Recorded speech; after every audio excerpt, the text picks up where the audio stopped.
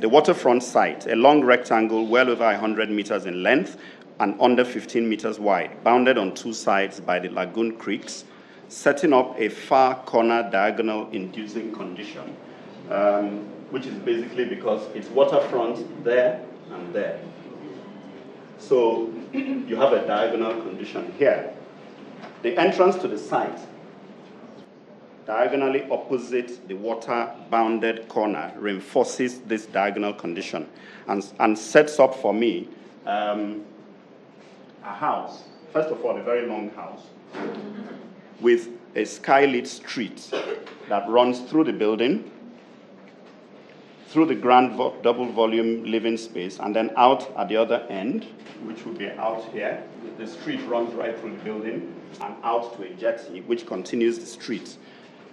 As the main rooms on the opposite side of the street from the staircase, you get, this is the plan of the house.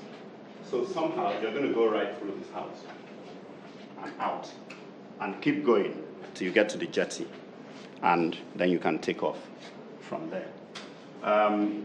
This is a street, as far as I'm concerned. And it's skylit, essentially because it will make it more of a street. It will make it more of an external space. And so everything is located off the street, like houses on the street.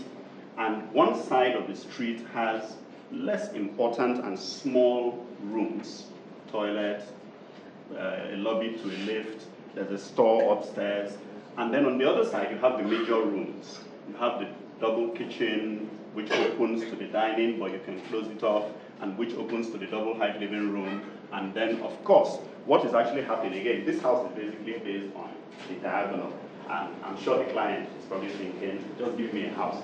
But basically, we're coming in at this end, and we're walking our way like that, out to the water. And this is the upper floor. Perhaps here you can see now that because the street is a double height street, when you come up the stairs, you have to cross a bridge to be able to go to the rooms.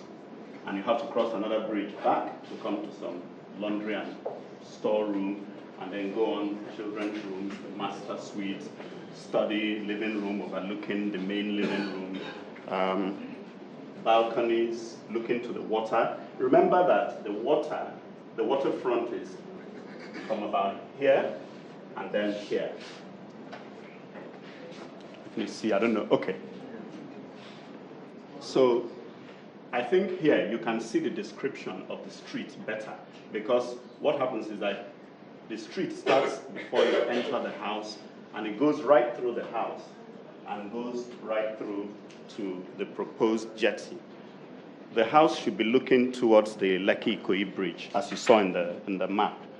And it provides you with several levels of what I might call outdoor living. You know, this level, the balcony level, the upper level. There was an article in a book that I read in 1984 called Rotation and Frontality versus Rotation, written by Kenneth Frampton. And funny enough, I think it was at that moment that I decided that that was what I was interested in architecture. And it's very strange because it's a very simple article, but it's profound. Kenneth Frampton, of course, is one of those very respected writers, but he tries to be understood. So he doesn't try to go over and above your head. If he does, and you read it 3 times, you will get it. So I think it has really, really informed the way I design. It definitely informed this building. If I may just roll along now, because we don't have much time. I will just go through the building with these pictures, and we'll just, just the idea of the street. You can see the skylight there that runs over the street. The reason I stopped the skylight here, instead of taking it all the way to the end of the street, is that this is within the double height living room. And at that point, to me, the street sort of dissolves and enters into a big space and loses its velocity or momentum, but it gathers it again because that door is still ready to take you out to the jetty and out again. So So really, the building is just an excuse to tell a story, to weave a story, to play, it's fictional. But it helps me set up a good building. That's basically what it is. This is the entrance, or what it will be like. Basically, this is my own version of a classical entrance. You can't find the pediment, you can't find anything, but somehow something's there. And it tells you, and it's off-center, and it's got nothing to it. Takes you to the door and takes you on. Afternoon, move a little bit to the right. That gate there takes you to the waterfront, the pool and all that. So if you're holding a party, you can take people right through there. You don't have to go through the house. Of course, you can still go through the house if you want to. So when you come in the house, then this is the street. And my hope is that whoever lives there can have some fun, plant some creeping things, do anything, skate. Anybody can do anything there. You can run up and down. It's about 70 meters long. You can. So I actually did 2 sets of 3Ds. So this is a very wooded version of the house. So the street on its way back to the front door, and the skylight always present, the bridges always crossing. And I think they're just things you see in the road in Lagos, your pedestrian bridges, your expressways, and all that. And this is another aesthetic of that space. And then you move along and out again. Bedroom. This is the way out to the jetty. Swimming pool area, my picture balcony. Truly, that's an obvious quote from Le Corbusier's Pavilion de l'Esprit Nouveau from 1927. But there's no tree to go through it.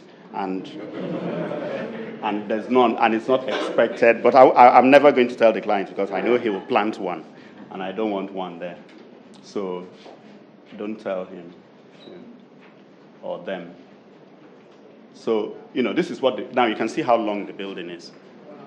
And it's only, this building, I don't think, it's not more than 8 point something, 9 meters wide or thereabouts. Yeah, something like that. Yeah, it's just very, very long.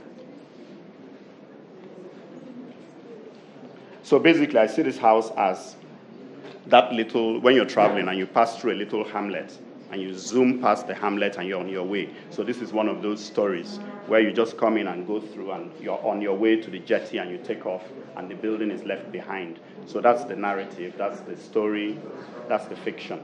Thank you.